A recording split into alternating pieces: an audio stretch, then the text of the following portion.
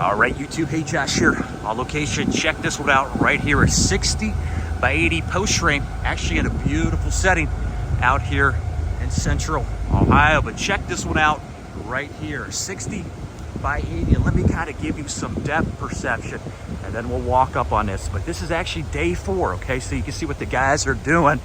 They actually got the lift here and they're putting the purlins on the roof right here. All right, so I caught these guys. They actually had a lunch break.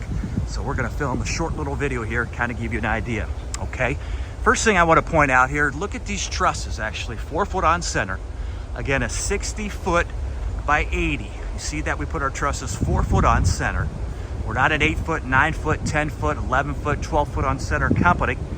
We like 4 foot on center trusses, and you can see we set those up on a 2 by 12 yellow pine. So let me get you a little bit closer so you can see that. You can see that 4 foot on center, and you can see the reason why we do that. Actually, look at those purlins, they're laying flat.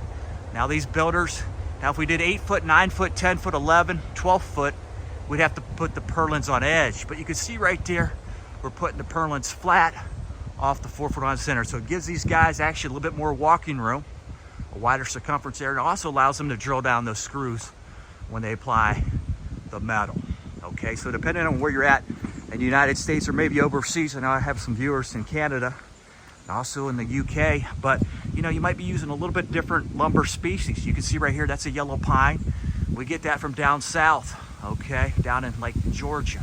All right, you can see, but if you're out in like the Pacific Northwest, you might be using like a Douglas fir or maybe even like a hem fir, a harder species of lumber to support that roof truss. Okay, you can see we realize a 3-ply laminated column.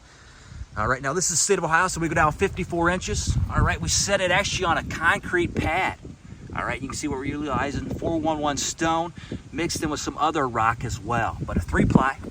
Again, southern yellow pine, glued, finger jointed, laminated together. You can see treated at the bottom. All right, so depending on the building, if you've been following this video series, sometimes we utilize 4-ply lambs. This depends on the size of the building. Concrete permanent columns, wet set brackets. You can see right here, we're getting it set up here, and I'll share with you another video as this progresses, but a 60 by 80 in progress, all right, in Central Ohio. Keep it locked, keep it loaded right here. Attica Lumber, atticalumber.com.